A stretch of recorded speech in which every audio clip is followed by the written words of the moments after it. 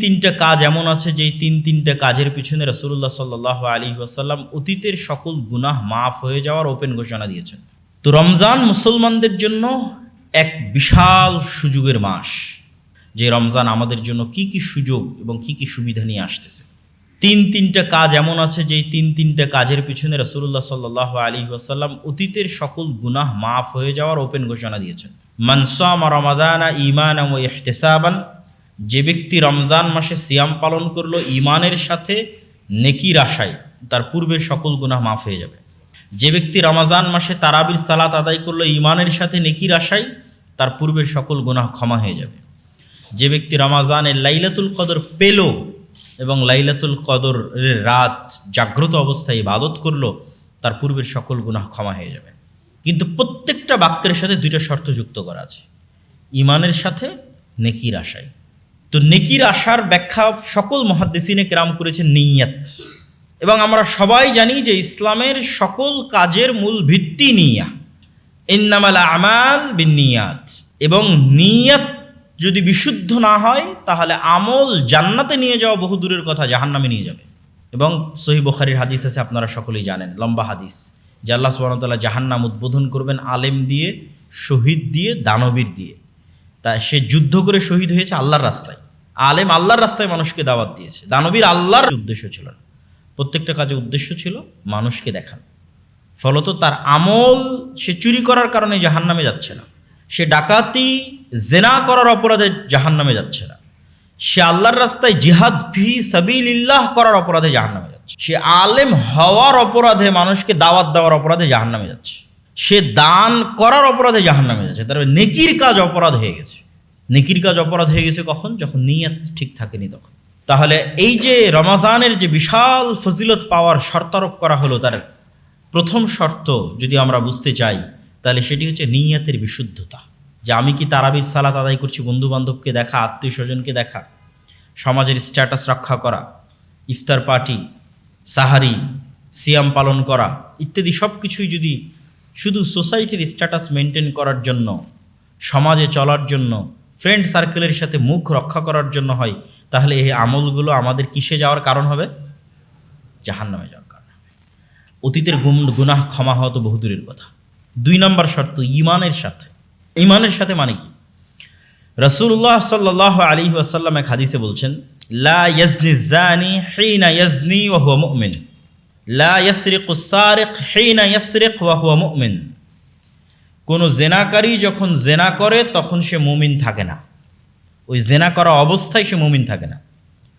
কোন চোর যখন চুরি করে তখন চুরি করা অবস্থায় সে মুমিন থাকে না। তথা এই হাদিস স্পষ্টভাবে প্রমাণ করছে যে মানুষ যখন আল্লাহর কোনো বিধান লঙ্ঘন করে তখন তার মধ্যে পূর্ণাঙ্গ ঈমানের উপস্থিতি থাকে না? থাকে না? থাকে না। তাহলে আমি সিয়াম পালন করছি এবং সিয়াম পালন করা অবস্থায় আল্লাহর বিধানের লঙ্ঘন করছি, মানে কি আমি ঈমান অবস্থায় সিয়াম পালন করছি? না। আমি যদি বুঝাতে না পারি এটা আমার ব্যর্থতা। আপনারা তিনটা ফজিলত দেখলেন, তিনটা আমলের সেম ফজিলত রমজান মাসে। সেটি কি অতীতের সকল গুনাহ ক্ষমা হয়ে যাওয়া, কিন্তু শর্ত 2টা। তার মধ্যে 1 নম্বর শর্ত হচ্ছে ঈমান, 2 নম্বর শর্ত সঠিক নিয়ত। তো ঈমান মানে কি? আর এক হাদিসের ব্যাখ্যা আমি আপনাদের সামনে বোঝানোর চেষ্টা করতেছি যে ঈমান অর্থ হচ্ছে আপনি সিয়াম থাকা অবস্থায় যদি গুনাহে লিপ্ত হন তাহলে আপনি কি ঈমান অবস্থায় সিয়াম পালন করছেন? কথা বলতে হবে, ঈমান অবস্থায় সিয়াম পালন করছেন না। তাহলে ঈমান অবস্থায় সিয়াম পালন করছেন না মানে এই সিয়াম কি আপনার অতীতের গুনাহ ক্ষমা করবে? ক্ষমা করবে না। তাহলে ঈমান অবস্থায় সিয়াম মানে গুনাহবিহীন সিয়াম। আমার সাথে বলেন তো, ঈমান অবস্থায় সিয়াম মানে কি? গুনাহবিহীন সিয়াম। আমরা কি মনে করেছি সিয়াম মানে না খেয়ে থাকা? সিয়ামের সঙ্গের মধ্যেই তো না খেয়ে থাকা নাই। সিয়ামের সঙ্গের মধ্যেই বড় অংশ হচ্ছে মানুষের যে নফস, এই নফসকে কন্ট্রোল করা, নফসকে কন্ট্রোল করতে সহযোগিতা করে না খেয়ে থাকা। কেন সহযোগিতা করে? ইবনুল কাইয়িম রাহিমাহুল্লাহ লিখছেন যে মানুষ যখন ক্ষুধার্ত থাকে তখন মানুষের শরীরের কোষগুলো সংকুচিত হয়ে আসে, আর সংকুচিত কোষের মধ্যে শয়তানের প্রবেশ কঠিন হয়ে যায়। আর মানুষ যখন উদর পূর্তি করে খাদ্য ভক্ষণ করে, পেট পূর্ণ করে খাদ্য ভক্ষণ করে, অত্যধিক খায় এবং অত্যধিক ঘুমায়, তখন ওই শরীরের মধ্যে শয়তানের প্রবেশ সহজলভ্য হয়, সহজ সাধ্য হয় শয়তানের জন্য ওই শরীরের মধ্যে প্রবেশ করা। আর যখন সে ক্ষুধার্ত রাখতেছে নিজেকে, তখন শরীরের মধ্যে শয়তানের প্রবেশ কঠিন হয়ে যায়। তাহলে ক্ষুধার্ত থাকার মাধ্যমে মূলত আপনি যেন আপনার নিজের নাফসকে কন্ট্রোল করতে পারেন, তার একটা মাধ্যম হচ্ছে ক্ষুধার্ত থাকা। কিন্তু আপনি থাকলেন নামকা অস্তে ক্ষুধার্ত আর সকল গুনাহে লিপ্ত হলেন, তাহলে আসল উদ্দেশ্যই তো ব্যাহত হলো। আসল উদ্দেশ্য হচ্ছে নাফসকে কন্ট্রোল করা, যাবতীয় অপরাধ থেকে গুনাহ থেকে কি থাকা, মুক্ত থাকা। এটাই সিয়াম, এটাই সিয়াম। সিয়াম মানে মানুষ গুনাহ মুক্ত থাকবে, এটাই সিয়াম। গুনাহ মুক্ত থাকতে তাকে সহযোগিতা করবে না খেয়ে থাকা, শয়তানি ওয়াসওয়াসা কম কাজ করবে। তাহলে আমরা যদি আমাদের সমাজের যে কালচার, সেই কালচার কি? সেই কালচার হচ্ছে সে সিয়াম আছে কিন্তু নামাজ পড়ে না। আছে না নাই বলেন? আছে। সে সিয়াম আছে কিন্তু বিনা দ্বিধায় তার বান্ধবীর সাথে, তার গার্লফ্রেন্ডের সাথে কথা বলতেছে। সিয়াম আছে, আবার সেই সিয়ামের ইফতার পার্টি হচ্ছে, সেই ইফতার পার্টি আবার পরিপূর্ণ ফ্রি মিক্সিং। আমার কথাটা বুঝেন যে আপনি প্রতিটা ধাপে ধাপে কি অবস্থায় আছেন? ঈমানবিহীন আছে। তো ঈমানবিহীন অবস্থায় আপনি তাহলে এই সিয়ামের কোনো উপকার পাবেন? কোনো উপকার পাবেন? এটা তো আসলে সিয়াম হচ্ছে না, এটা শুধুই না খেয়ে থাকা হচ্ছে। শুধুই আপনি একটা ফাংশন অ্যাটেন্ড করছেন কিন্তু তার পরিপূর্ণ হক আদায় করছেন না, নামকাওয়াস্তে একটা আনুষ্ঠানিকতা পূর্ণ করছেন মাত্র। সমাজের সবাই করছে, বাপ মা করছে, আপনিও করছেন, কিন্তু প্রকৃত অর্থে আপনি সিয়াম পালন করছেন না। তাহলে সিয়াম পালনের ফজিলতের যে হাদিস, এই হাদিসের মধ্যেই আমাদের জন্য স্পষ্ট দিক নির্দেশনা আছে যে আমাদের কিভাবে সিয়াম পালন করতে হবে। তার সবচেয়ে বড় কথা হচ্ছে গুনাহ মুক্ত অবস্থায় সিয়াম পালন করতে হবে। এই জন্য রাসূলুল্লাহ সাল্লাল্লাহু আলাইহি ওয়াসাল্লাম বলেন, মাল্লাম ইয়াদা কাওলা যুর ওয়াল আমালা বিহি ফালাইসা লিল্লাহি হাজাতুন আন ইয়াদা তুআমাহু ওয়া শারাবাহু। যে ব্যক্তি সিয়াম অবস্থায় গুনাহের কথা এবং গুনাহের কাজ পরিত্যাগ করতে পারল না, আল্লাহ সুবহানাহু তাআলার কোনোই প্রয়োজন নাই তার না খেয়ে থাকার। কি দরকার না খেয়ে থাকার? কোনো লাভ তো হচ্ছে না না খেয়ে থেকে। রাসূলুল্লাহ সাল্লাল্লাহু আলাইহি ওয়াসাল্লামের হাদিস যে ব্যক্তি সিয়াম অবস্থায় মিথ্যা কথা এবং মিথ্যা কাজ, তো প্রত্যেক গুনাহই মিথ্যা, গুনাহের কথা এবং গুনাহের কাজ পরিত্যাগ করতে পারল না, আল্লাহ সুবহানাহু তাআলার কোনো প্রয়োজন নাই ওই ব্যক্তির না খেয়ে থাকার, ওই ব্যক্তির পানাহার এবং আহার, পানি এবং আহার, খাদ্য সব কিছু বর্জন করে থাকার কোনো প্রয়োজন আল্লাহ সুবহানাহু তাআলার কাছে নাই। তাহলে রমজান মাস মূলত শয়তানের বিরুদ্ধে একটা যুদ্ধ এবং চ্যালেঞ্জের মাস, এবং এই মাসের সবচেয়ে বড় উপকারিতা হচ্ছে অভ্যাস তৈরি করার মাস। প্রোডাক্টিভ কিছু সুন্দর গুড হ্যাবিট, ভালো অভ্যাস মানুষ তৈরি করতে পারে, এরকম একটা উপযুক্ত মাস হচ্ছে রমজান। মানুষ যখন কোনো কাজের অভ্যস্ত হয় তখন সেই কাজ করা তার জন্য সহজ হয়, আর কোনো কাজের যখন মানুষ অভ্যস্ত হয় না সেই কাজ নিয়মিত করা তার জন্য কঠিন হয়। আপনি শুধু একটা বক্তব্য শুনেই কোনো কাজের জন্য অভ্যস্ত হতে পারবেন না, ওই কাজের প্র্যাকটিস থাকা লাগবে, তাহলে আপনি অভ্যস্ত হবেন, যাতে ওই কাজটা আপনার সাবকনসিয়াস মাইন্ডে সেভ হয়ে যায়। এবং যখনই কোনো কাজ মানুষ বারবার করে তখন অটোমেটিক তার সাবকনসিয়াস মাইন্ড ওটা সেভ করে নেয়। আপনি একবার গাড়ি চালানো শিখেন, শিখতে শিখতে শিখতে শিখতে শিখতে শিখতে আপনার সাবকনসিয়াস মাইন্ড ওটা ধরে ফেলবে। তো যত বেশি আপনি গাড়ি চালাবেন তত আপনি অবচেতন মনে গাড়ি চালাতে পারবেন। তথা যে বেশি গাড়ি চালিয়ে বেশি এক্সপার্ট, সে হয়তো ফোন চালিয়েও গাড়ি চালাতে পারে, সে হয়তো আর একটা কাজের পাশাপাশিও গাড়ি চালাতে পারে, কেননা তার হাত পা, তার মাইন্ড সেট আপ, ব্রেন সব কিছু অটোমেটিক জানে কখন ব্রেক চাপতে হবে, কখন বাঁশি দিতে হবে, অটো হতে থাকে। ঠিক একটা মানুষ যখন সালাতের জন্য অভ্যস্ত হয়, অভ্যস্ত হয়ে গেছেন, টানা 40 দিন 50 দিন 1 মাস 2 মাস 3 মাস থেকে 5 ওয়াক্ত সালাত আদায় করতেছে, তারপরে দেখবেন অটোমেটিক যেই সময়ে সালাতের সময়, ওই সময়ে তার সাবকনসিয়াস মাইন্ড, ও জানে না, ওর নিজেরও কোনো ইচ্ছা আসলে ওই মুহূর্তে কাজ করতেছে না, কিন্তু তার অবচেতন মনে তার মন তাকে স্মরণ করিয়ে দিবে যে এখন সালাতের সময় হয়েছে। আপনার ফজরের সময় অ্যালার্মও লাগবে না, কেন আপনার অবচেতন মন আপনাকে ঘুম থেকে জাগিয়ে দিবে, যেহেতু আপনি কন্টিনিউয়াস সালাত আদায় করে আসতেছেন, টানা 40 দিন 50 দিন যাবৎ ফজরের সালাত আদায় করতেছেন। আপনার অবচেতন মন পরের দিন ওই সময় আপনাকে জাগিয়ে দিবে, যেহেতু নিয়মিত আপনি এই সময় জাগতেছেন, অতএব তাকে এখন জাগিয়ে দিতে হবে। তখন দেখবেন যে আপনি যদি একটা ওয়াক্ত সালাত মিস দেন, আপনার মনে হবে যে আপনি কি একটা অসম্পূর্ণ আছে আজকে আপনার দিনে। এটা আপনার অবচেতন মন আপনাকে স্মরণ করাই দেবে যে আপনার দিন আজকে পরিপূর্ণ না, কেন আপনি পুরো 30-40 দিন যাবৎ এক রুটিন অনুযায়ী চললেন, আজকে সেটা করতে পারছেন না, মানে কিছু মিসিং আছে। তাহলে অভ্যাস গঠনের সবচেয়ে উত্তম সুযোগ হচ্ছে রমজান। আমরা যদি 30 দিনের একটা চ্যালেঞ্জ আমাদের জন্য অপরিহার্য করে নিই, এবং এটা মানুষের সাইকোলজিকে বোঝানো অনেক সহজ। মানুষ যদি আজকে চিন্তা করে যে আমি একবারে সিগারেট খাওয়া ছেড়ে দিব, কঠিন হয়ে যাবে। মানুষ যদি মনে করে আমি আজকে এক্ষুনি স্থায়ীভাবে আমার গার্লফ্রেন্ডকে পরিত্যাগ করে দিব, অবৈধ সম্পর্ক বাদ দিয়ে দেবো, কঠিন হয়ে যাবে। কিন্তু তার সাইকোলজিকে সে বুঝাতে পারবে যে আমি 30 দিনের জন্য বন্ধ করে দেবো। মানে তার ব্রেন, তার মেধা এবং তার মনকে সে তার জন্য বোঝানো এটা সহজ যে আমি তো আসলে স্থায়ীভাবে করতেছি না, 30 দিনের জন্য করতেছি। তাহলে 30 দিনের জন্য সে সকল গুনাহ বন্ধ করে দেওয়ার সিদ্ধান্ত নিল, 30 দিনের জন্য সকল অবৈধ সম্পর্ক কাট অফ করার সিদ্ধান্ত নিল, 30 দিনের জন্য সকল গান বাজনা, অবৈধ দৃশ্য, অশ্লীল দৃশ্য এগুলো দেখবে না, এই মর্মে সিদ্ধান্ত নিল। একবারে সিদ্ধান্ত নিলে তো তার জন্য কঠিন হয়ে যাবে। 30 দিনের জন্য এক ওয়াক্ত সালাত ও জামাত ব্যতীত আদায় করবে না, এই মর্মে সিদ্ধান্ত নিল। তাহলে এই 30 দিনকে যদি মুসলমানেরা চ্যালেঞ্জ হিসেবে নেয় এবং চ্যালেঞ্জ হিসেবে নিয়ে গুনাহ মুক্ত অবস্থায় 5 ওয়াক্ত সালাতের সাথে একটা রমজান অতিক্রম করে, তাহলে এটা তার সারা জীবনের জন্য একটা শিক্ষা হিসেবে থেকে যাবে। এবং এটাই কিন্তু রমজানের মূল উদ্দেশ্য, লাআল্লাকুম তাত্তাকুন, যেন তোমরা পরহেজগার হতে পারো। পরহেজগার হওয়ার জন্য ট্রেনিং দেওয়া হবে। এবং আমরা যখনই কোনো ট্রেনিং কোর্সে যাই, কোথাও ট্রেনিং নেই, আর্মিতে যখন কেউ যায় তাদের যখন ট্রেনিং হয় তখন কত কিছু রেস্ট্রিক্টেড থাকে। এখানে এখানে কোনো শিক্ষা প্রতিষ্ঠান নাই, কিন্তু আসলে এটা একটা ট্রেনিং কোর্স। এটা আমাদের নিজেদের উপর বাধ্য করে নিতে হবে যে 30 দিনের জন্য আমি একটা ট্রেনিং কোর্সে ভর্তি হয়েছি, যেটা গুনাহমুক্ত অবস্থায় পরিপূর্ণ ইসলাম পালন করার একটা ট্রেনিং কোর্স। তাহলে আমাদের রমাজান সাকসেসফুল, আমাদের রমাজান প্রোডাক্টিভ, আমাদের রমাজান কার্যকরী।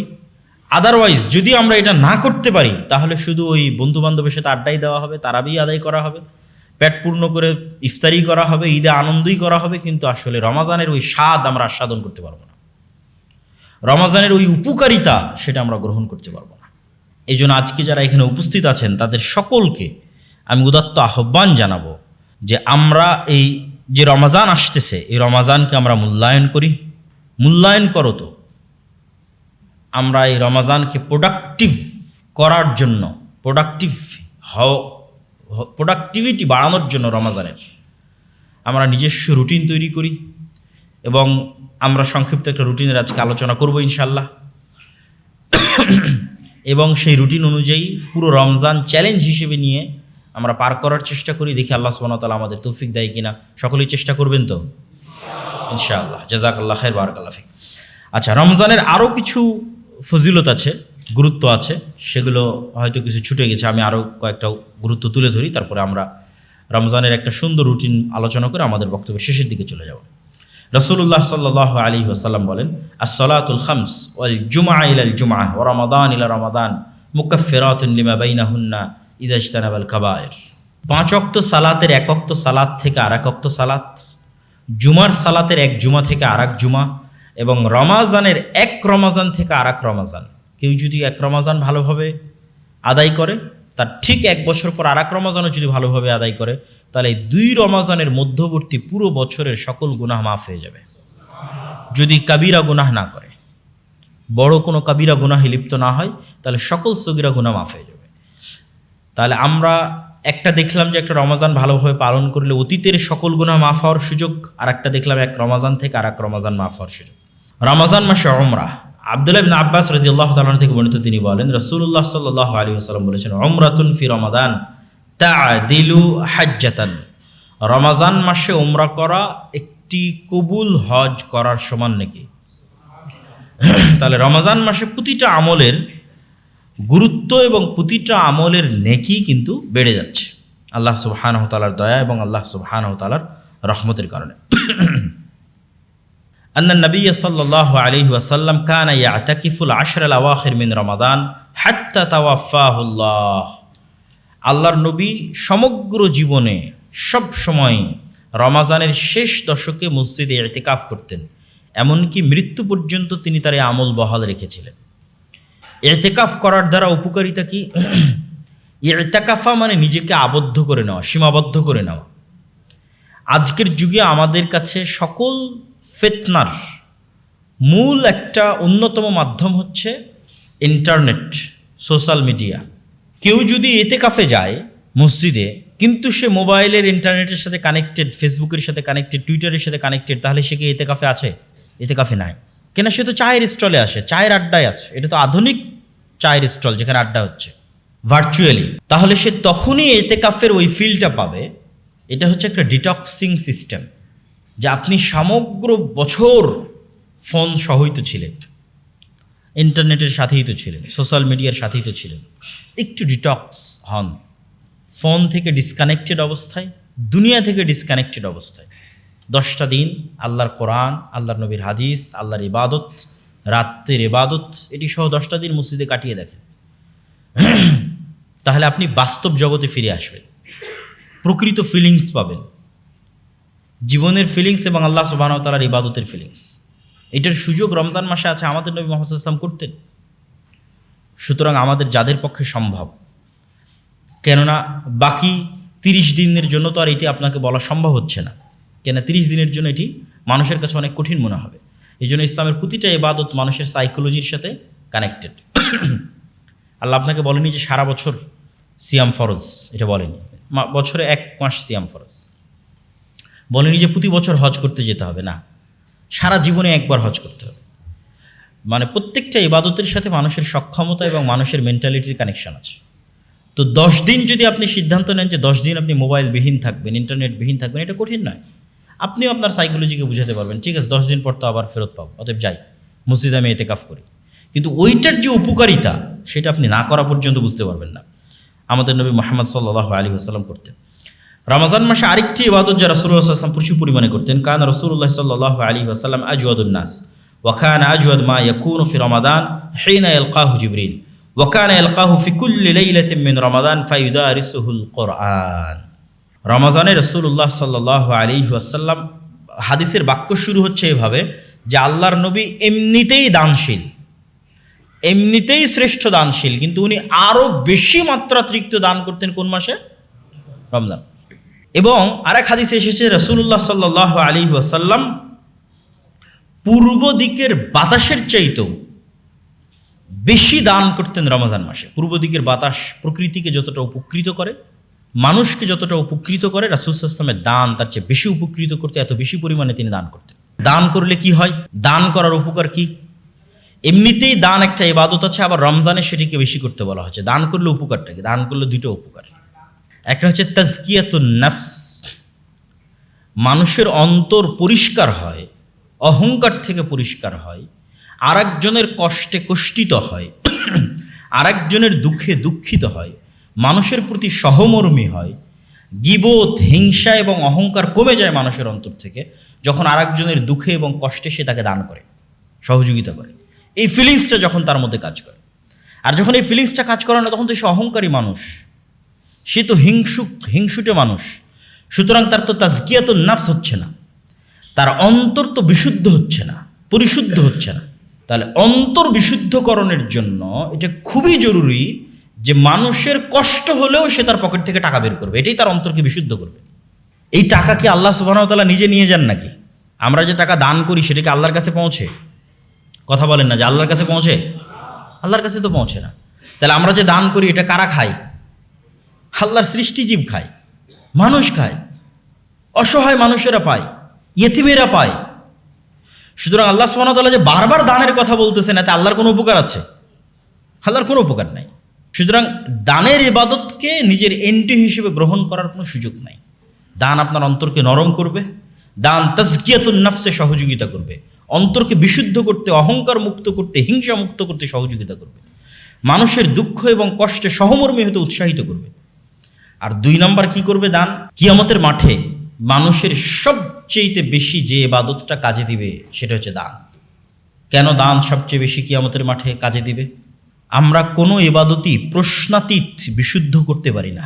মানুষের পক্ষে নির্ভুল কোনো কিছু করা খুবই কঠিন, মানুষ পারে না। আমি গ্যারেন্টিতে বলতে পারবো না যে আমার 2 রাকাত সালাতও আমি নির্ভুল আদায় করেছি।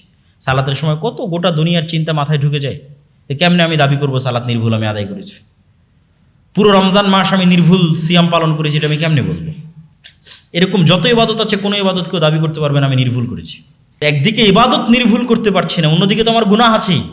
কোথায় কত মানুষের গীবত করেছি, কত মানুষের সাথে হিংসা করেছি, কার কোথায় কোন জিনিস নিয়ে নিয়েছি, কাকে দুইটা কটু কথা বলেছি, কষ্ট দিয়েছি, অসংখ্য গুনাহ। এই প্রত্যেকটা জিনিসের ব্যাকআপ হিসেবে কাজে দিবে কিয়ামতের মাঠে দান। যখন মানুষ আসবে বলবে সে আমার গীবত করেছে, কোথায় থেকে দিবে? দান থেকে পূরণ করবে। ইবাদত তো সে পরিপূর্ণ করতেই পারেনি, ওখান থেকে আর কি পূর্ণ করবে? ওটা তো পরিপূর্ণ না হওয়ার কারণে আরও গুনাহ হওয়ার কথা। মানে নামাজ পূর্ণ না হওয়ার কারণে তো আরও গুনাহ হওয়ার কথা, সে তো আরও গুনাহ বাড়িয়ে রেখেছে নামাজ আদায় না করার কারণে। তাহলে তাকে সাপোর্ট দিবে কোন ইবাদত? তার এই সকল ল্যাকিংসগুলো, তার ইবাদতের ল্যাকিংস হোক আর গুনাহ হোক, এই সবগুলোর জন্য সাপোর্ট হিসেবে কাজ করবে অতিরিক্ত দান। এই জন্য রাসূলুল্লাহ সাল্লাল্লাহু আলাইহি ওয়াসাল্লাম বলেছেন তোমরা দান করে জান্নাত কিনে নাও। আল্লাহ বলেছেন যে তোমরা টাকা দিয়ে আল্লাহ সুবহানাহু ওয়া তাআলার কাছ থেকে জান্নাত কিনে নাও। তো রাসূলুল্লাহ সাল্লাল্লাহু আলাইহি ওয়াসাল্লাম রমজান মাসে প্রচুর দান করতেন। আরেকটা কি করতেন, যেটা হাদিসের মধ্যে এসেছে, যে জিবরাইল আলাইহিস সালাতু ওয়াস সালাম তাকে প্রত্যেক রমজানে পবিত্র কোরআন শোনাতেন, শুরু থেকে শেষ পর্যন্ত প্রতি রাতে পবিত্র কোরআনের মুদারাসাহ, পরস্পরকে শোনানো, দার্স। আর আমরা শুরুর থেকেই বলে আসছি যে কোরআনের সাথে রমজানের সম্পর্ক কি? ওতপ্রোত। রমজান শ্রেষ্ঠই তো কোরআনের কারণে। তাহলে যে রমজান অতিবাহিত করলো কোরআন ছাড়া, সেটা আবার রমজান নাকি? যেখানে রমজানের শ্রেষ্ঠত্বের মূল কারণ হচ্ছে এই মাসে কোরআন অবতীর্ণ হয়েছে, তা আমি পুরো রমজান পার করে দিলাম, একদিনও কোরআন হাতে নিয়ে দেখলাম না, এটা কি রমজান হলো আমার? অতএব রমজানের আরেক জরুরি, অতীব জরুরি এবং গুরুত্বপূর্ণ কাজ হচ্ছে কোরআনের সাথে কানেক্টিভিটি। আর এটাই কিন্তু আমাদের হেদায়েতের রাস্তা উন্মুক্ত করে দিবে। আমাদেরকে অল টাইম মোটিভেশন দিবে কে? কোরআন। আপনার জীবনের প্রত্যেকটা চড়াই উতরাইয়ের দিক নির্দেশনা আপনি কোরআন থেকে পাবেন, যদি আপনি নিয়মিত কোরআন পড়েন। কোরআনকে আল্লাহ সুবহানাহু ওয়া তাআলা ওভাবেই সাজিয়েছে, কোনো না কোনো কিছু আপনার সাথে রিলেট করবে, কানেক্ট করবে, ওটা আপনি অটোমেটিক বুঝতে পারবেন। যে মনে হবে এই কথাটা আল্লাহ সুবহানাহু ওয়া তাআলা আমাকে এই সিচুয়েশনে আমাকেই বলতেছে, এটা আমার সিচুয়েশনের সাথে পরিপূর্ণ মিলে গেছে। তো আপনার জীবনের প্রত্যেকটা চড়াই এবং উতরায়ে কোরআন আপনাকে সঠিক পথ প্রদর্শনকারী হিসেবে কাজ করবে। এই জন্য মুসলমান কখনো কোরআন না শিখে মৃত্যুবরণ করতে পারে না। তাহলে সে নিজেকে মুসলমানই দাবি করতে পারে না। যে মুসলমান কোরআন না শিখে, কোরআন না পড়ে দুনিয়া থেকে বিদায় নিয়েছে, সে নিজেকে মুসলমান দাবি করতে পারে না। আপনি কি উত্তর দিবেন যেখানে আপনি সকল কিছু করার সুযোগ পেয়েছেন, কোরআন শেখার সুযোগ পাননি? SSC, HSC, honours, BCS, medical, everything, চাকরি বাকরি, বিয়ে শাদী, খেলাধুলা, অল সব কিছু করেছেন, শুধু কি শিখেননি? কোরআন শিখেননি। আর কি উত্তর দিবেন আপনি? সুতরাং এই রমাজান আমাদের আরেকটা মহা সুযোগ নিয়ে আসতেছে, সেটি হচ্ছে কোরআন শিক্ষা। নিজ নিজ মসজিদে কোরআন শিক্ষা আয়োজন করে নিজে কোরআন শিখেন। আয়োজন থাকলে সেখানে যুক্ত হন, আয়োজন না থাকলে নিজে আয়োজন করেন। কিন্তু রমজানে কোরআন শিখতে হবে। আর আলহামদুলিল্লাহ, যারা কোরআন পারেন, মাশাআল্লাহ, আলহামদুলিল্লাহ, আপনি কোরআন পড়ে শেষ করে দিবেন। রমজানের প্রতিদিন কোরআনের জন্য একটা অংশ রাখবেন, যে সময়ই হোক। তাহলে কোরআনের জন্য একটা অংশ আমাদের রাখতেই হবে। আর যারা কোরআন বুঝেন, মানে আরবি বুঝে কোরআনের অনুবাদ বুঝতে পারেন, অথবা কোরআনের তাফসির এবং অনুবাদ পড়ার অভ্যাস আছে, তাদের জন্য তো আলহামদুলিল্লাহ আরও সুখবর যে আপনারা অবশ্যই কোরআন বুঝে পড়ার চেষ্টা করবেন। তাহলে আপনি আরও অনেক শিক্ষা আপনার জীবনের জন্য, ভবিষ্যৎ জীবনের জন্য কোরআন থেকে পেয়ে যাবেন। এটি আল্লাহ সুবহানাহু ওয়া তাআলার বাণী। এই কিতাবের গুরুত্ব কত জানেন? রাসূলুল্লাহ সাল্লাল্লাহু আলাইহি ওয়াসাল্লাম বলছেন, ইন্নাল্লাহা ইয়াদউ বিহাদাল কিতাবি আকওয়ামান। আল্লাহ সুবহানাহু ওয়া তাআলা এই কিতাবের মাধ্যমে আমার উম্মতের একদল অংশকে উন্নতির সর্বোচ্চ শিখরে পৌঁছে দিয়েছেন, আর আমার উম্মতের একদল অংশকে সর্বনিম্ন স্তরে নামিয়ে দিয়েছেন। অনেক ভয়ঙ্কর কথা যে কোরআনের কারণে আবু বকর, ওমর, উসমান, আলী, খালিদ বিন ওয়ালিদ, আমর ইবনুল আস, তারা সমগ্র পৃথিবী, রোমান এম্পায়ার এবং পারস্য এম্পায়ার তাদের পায়ের নিচে মিশে গেছে। আর আজকে ওই কোরআনের কারণেই আমরা মাজলুম, আমরা অপমানিত, আমরা লাঞ্ছিত। পার্থক্য কি? কোরআনের কারণে কেন? তারা কোরআনকে মূল্যায়ন করেছিল এই কারণে, আর আমরা কোরআনকে অবমূল্যায়ন করেছি এই কারণে। এটি রাসূলুল্লাহ সাল্লাল্লাহু আলাইহি ওয়াসাল্লাম বলেছেন যে আমাদের পৃথিবীতে আমাদের ভাগ্যের চাকা নির্ভর করবে কোরআনের মূল্য আমাদের কাছে কেমন তার উপর। কোরআনের মূল্য আমার ব্যক্তি জীবনে কেমন, কোরআনের মূল্য আমার পরিবারে কেমন, কোরআনের মূল্য আমার সমাজে কেমন, কোরআনের মূল্য আমার রাষ্ট্রে কেমন, এটার উপর নির্ভর করবে মুসলিম জাতির সামগ্রিক ভাগ্য, সামগ্রিক ভাগ্যের চাকা। কোরআনের মূল্য যেমন মুসলিম জাতির ভাগ্য তেমন। কোরআনের মূল্য কেমন মুসলমানদের কাছে? মায়ানমারের রোহিঙ্গাদের মূল্য কেমন দেখেন, ইসরায়েলের কাছে ফিলিস্তিনিদের মূল্য কেমন দেখেন, ইন্ডিয়ানদের কাছে বাংলাদেশিদের মূল্য কেমন দেখেন। ঠিক ওই পরিমাণ মূল্য কোরআনের মুসলমানদের কাছে, ওইভাবে ভাগ্যের চাকা ঘুরতেছে। আর ওমর ইবনুল খাত্তাবের মূল্য পারস্য রোমান এম্পায়ারের কাছে কেমন ছিল কল্পনা করেন তো। ওমর ইবনুল খাত্তাবের কাছে কোরআনের মূল্য এরকম ছিল।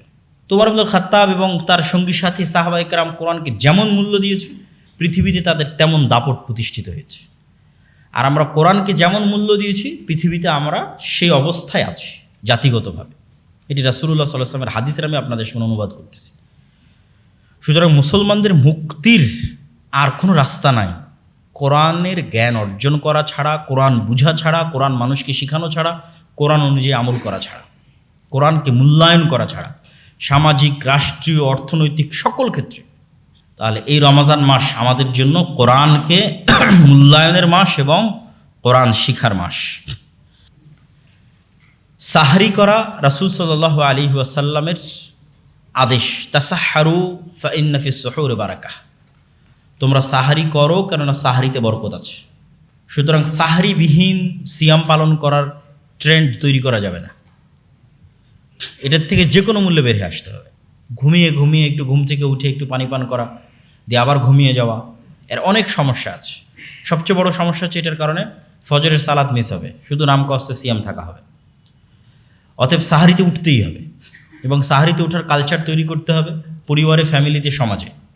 তাহলে সাহারিতে যখন আমরা উঠতেছি, সাহারিতে উঠলে অবশ্যই একটা রিফ্রেশমেন্ট হবে, উজু হবে, হালকা যেইটাই আমরা স্বাস্থ্যসম্মত খাই না কেন, আমরা রমজানকে আরেকটা উপায় হিসেবেও ব্যবহার করতে পারি, অভ্যাস হিসেবে। সেটি হচ্ছে সঠিক খাদ্য অভ্যাস, যেটা আমাদের পুরো রমজানের যতটুকু আমরা স্বাস্থ্যগত উপকারিতা পেতাম সেটাও নষ্ট করে দেয়। আমরা যেভাবে সাহারি করি এবং যেভাবে ইফতার করি, যদি একটু আমরা স্বাস্থ্যসম্মত ইফতারি এবং স্বাস্থ্যসম্মত সাহারি করি, দেখা যাবে যে রমজানের যে স্বাস্থ্যগত উপকারিতাটা আছে সেটাও আমরা পেয়ে যাচ্ছি, দুনিয়াবী যে উপকারিতাটা আছে সেটাও আমরা পেয়ে যাচ্ছি। এবং সেটা আপনারা সকল আপনারাই তো ডাক্তার, আর কাদের বোঝাবো, তাই না?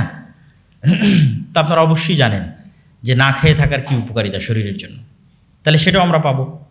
সাহারি করার পর আমরা অবশ্যই উজু করে, যেহেতু আমরা সিদ্ধান্ত নিচ্ছি যে 30 দিন আমরা চ্যালেঞ্জ হিসেবে নিব 5 ওয়াক্ত সালাত জামাতে আদায় করার, সেহেতু অবশ্যই আমরা জামাতের সালাতের প্রস্তুতি নিব এবং সালাত জামাতে আদায়ের চেষ্টা করব। আর মসজিদের প্রবেশ করলে অবশ্যই মসজিদের একটা সুন্নাত হচ্ছে মসজিদে 2 রাকাত সালাত আদায় করে বসা। 2 রাকাত সালাত আদায় না করে বসা ঠিক নয়। একটু আগে ভাগে মসজিদে গেলে কি হবে, সালাতের প্রতি মনোযোগ থাকবে। যতক্ষণ সালাতের অপেক্ষায় থাকবেন ততক্ষণ সালাতেরই নেকি পাবেন, রাসূল সাল্লাল্লাহু আলাইহি ওয়াসাল্লামের হাদিস। যতক্ষণ আপনি সালাতের অপেক্ষায় থাকবেন ততক্ষণ সালাতেরই নেকি পাবেন।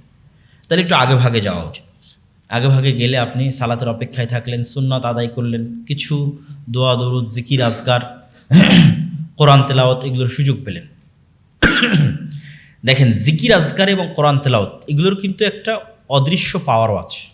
অনেক বিজ্ঞানী প্রমাণ করেছে যে মানুষের শব্দের শক্তি আছে, শব্দ ইথারে যে পাওয়ার তৈরি করে এটার প্রভাব আছে। এবং কোরআন এবং হাদিস প্রমাণ করে যে শব্দের প্রভাব আছে।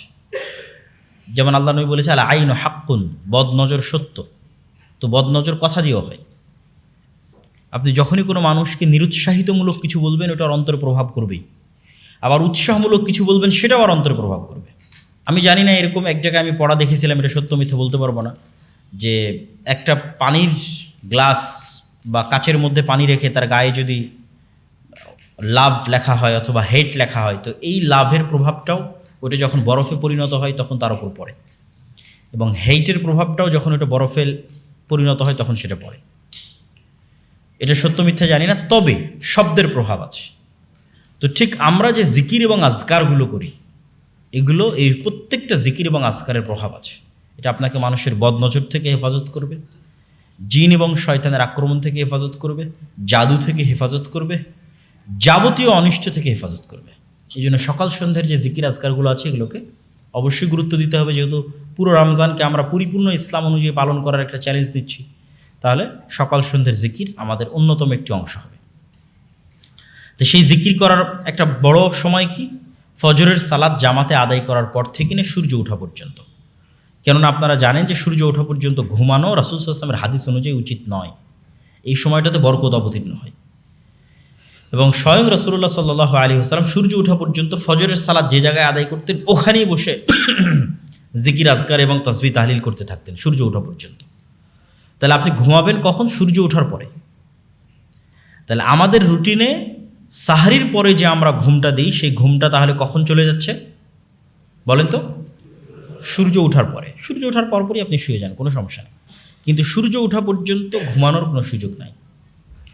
এবং এর ব্যাপক ফজিলত আছে। যেই জায়গায় মানুষ ফজরের সালাত আদায় করে ওই জায়গাতেই যদি সে সূর্য ওঠা পর্যন্ত জিকির আজকার তাসবিহ তাহলিল করতে থাকে এবং সূর্য পরিপূর্ণ ওঠার পর আবার 2 রাকাত, যেটা ইশরাকের সালাত আমরা বলি, চাশতের সালাত বলি, 2 রাকাত সালাত আদায় করি নিয়ে সেখান থেকে যদি সে বিদায় নেয় তাহলে এটা অনেক বিশাল ফজিলতের একটি ইবাদত এবং এটা সবচেয়ে বেস্ট রুটিন, যেই রুটিনের উপর আল্লাহর নবী চলতেন সাল্লাল্লাহু আলাইহি ওয়াসাল্লাম।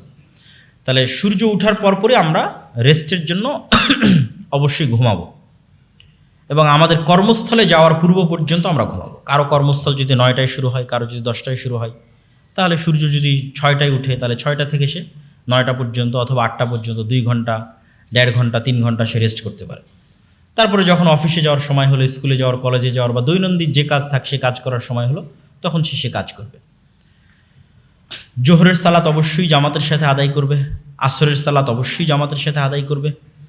আসরের সালাতের পর নিজের সকল ব্যস্ততাকে কমিয়ে নিয়ে আসতে হবে এবং রমজানের পূর্বেই প্রি প্ল্যান রাখতে হবে যে রমজানে আমি তেমন কোনো ব্যস্ততা রাখবো না।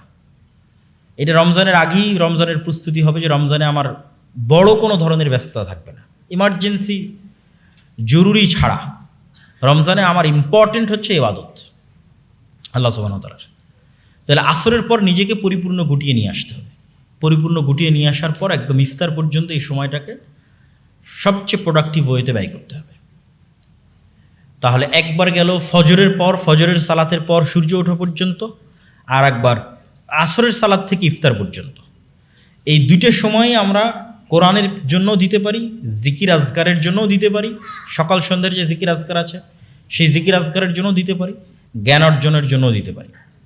আমার যেটা ভালো মনে হবে, সুযোগ সুবিধা মতো হবে সেটা করতে হবে এবং করব। তবে অবশ্যই এই 2টা সময় আমাদেরকে বেঁধে ফেলতে হবে যে আমি ফজরের পর থেকে সূর্য ওঠা পর্যন্ত সময়কে কাজে লাগাবো, আসরের পর থেকে ইফতারি পর্যন্ত এই সময়কে কাজে লাগাবো। ইফতারির সময় আমাদের আরেকটা ট্রেন্ড চেষ্টা করতে হবে চালু করার, সেটা হচ্ছে প্রচুর পরিমাণে অন্য মানুষকে ইফতারি করানো। যদি প্রতিদিন করাতে গিয়ে সময় নষ্ট হয়, অন্তত রমজানে 1 দিন, 2 দিন, 3 দিন ইফতারি করানোর মাধ্যমে, ওই যে আমি বলেছি তাজকিয়াতুন নফস, আপনি যত বেশি পরিমাণে মানুষকে খাওয়াবেন, যত বেশি পরিমাণে মানুষকে দিবেন, আপনার অন্তর তত নরম হবে, তত অহংকার মুক্ত হবে, তত হিংসা মুক্ত হবে। এই জন্য রাসূলুল্লাহ সাল্লাল্লাহু আলাইহি ওয়াসাল্লামকে যখন জিজ্ঞেস করা হলো আইয়ুল ইসলামে খায়র, ইসলামের সর্বশ্রেষ্ঠ ইবাদত কোনটা, আপনি বলেন সর্বশ্রেষ্ঠ আমল কোনটা? আল্লাহ নবী বললেন সর্বশ্রেষ্ঠ আমল হচ্ছে মানুষকে খাওয়ানো। বলেন আল্লাহু আকবার। মানুষকে খাওয়ানো হচ্ছে সর্বশ্রেষ্ঠ, মানুষকে সালাম দেওয়া, মানুষকে খাওয়ানো। আর ইফতার, সিয়াম পালনকারীকে ইফতার করালে তো আপনি তার সিয়ামের সমানই নেকি পাবেন। এটিও রাসূল সাল্লাল্লাহু আলাইহি ওয়াসাল্লামের হাদিস। তাহলে ইফতারে আরেকটা জিনিস যুক্ত করতে হবে, মানুষকে ইফতার করানো। ইফতারের পর আমরা জামাতের সাথে মাগরিবের সালাত আদায় করলাম। মাগরিবের সালাতের পর এখানে হালকা বিশ্রাম নিতে পারি আমরা, অথবা কোনো প্রয়োজনীয় যদি কাজ থাকে সেই প্রয়োজনীয় কাজ করতে পারি। এবার ইশারের সালাত জামাতে আদায় হবে। ইশারের সালাত জামাতে আদায় হওয়ার পর 2 ধরনের মানুষের জন্য 2 ধরনের নির্দেশনা।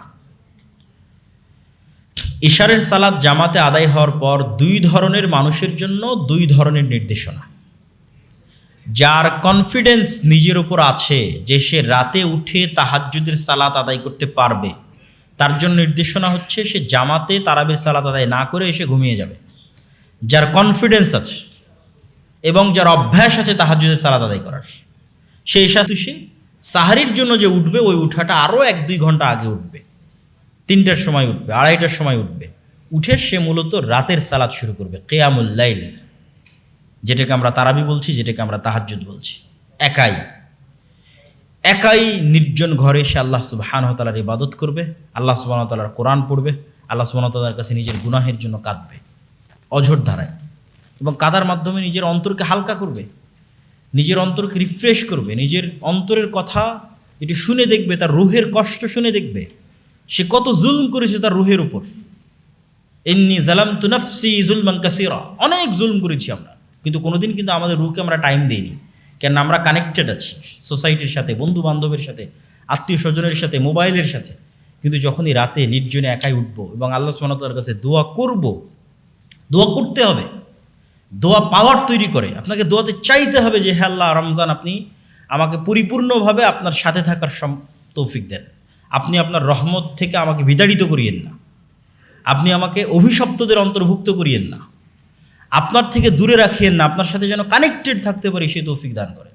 এই দোয়াগুলো যখন মানুষ করবে এগুলোর প্রভাব তৈরি হয় অন্তরে। অতএব দোয়া করতে হবে।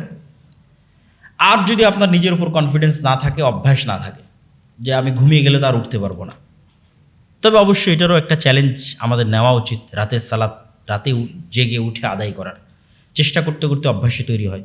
তারপরেও যদি মনে হয় না হচ্ছে না, তাহলে অবশ্যই জামাতের সাথেই তারাবির সালাত আদায় করবেন, জামাতের সাথেই তারাবির সালাত আদায় করবেন, এবং তারাবির সালাতের মধ্যে, তারাবির সালাতের শেষে একটু দোয়া করার, নিজে একা একই ব্যক্তিগতভাবে আল্লাহ সুবহানাহু ওয়া তাআলার সাথে কথা বলার অভ্যাস তৈরি করতে হবে।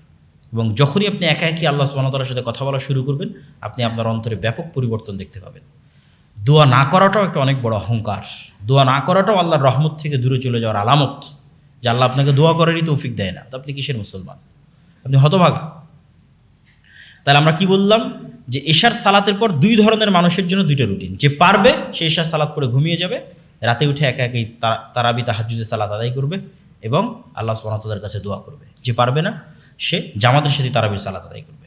আর মূল সময় হচ্ছে ফজরের পর থেকে নিয়ে সূর্য ওঠা পর্যন্ত, আসরের পর থেকে নিয়ে ইফতারি পর্যন্ত। এই দুইটার সময় আমাদের জিকির আজকার এবং কোরআন তেলাওয়াতের জন্য সীমাবদ্ধ রাখতে হবে, জ্ঞান অর্জনের জন্য সীমাবদ্ধ রাখতে হবে। আল্লাহ সুবহানাহু ওয়া তাআলা আমাদের এই পুরো রমজানকে প্রোডাক্টিভভাবে অতিক্রম করার তৌফিক দান করুক, আল্লাহুম্মা আমিন। আমাদের সবাইকে, আপনাদের সকলকে, যারা এখানে উপস্থিত ছিলেন, আয়োজন করেছেন, সকলকে আল্লাহ সুবহানাহু ওয়া তাআলা জাযায়ে খায়র দান করুক, আল্লাহুম্মা আমিন। ওয়া আখিরু দাওয়ানা আনিল হামদুলিল্লাহি রাব্বিল আলামিন। আসসালামু আলাইকুম ওয়া রাহমাতুল্লাহি ওয়া বারাকাতুহু। একটা ছোট্ট ঘোষণা, আমাদের মিরপুর 12তে একটা দাওয়াত সেন্টার আছে, যেখানে প্রতি শনিবার বাদ আসর কিতাব ভিত্তিক দার্স হয়। তো যদি কারো পক্ষে সম্ভব হয়, অথবা শুক্রবারের জুমার সালাত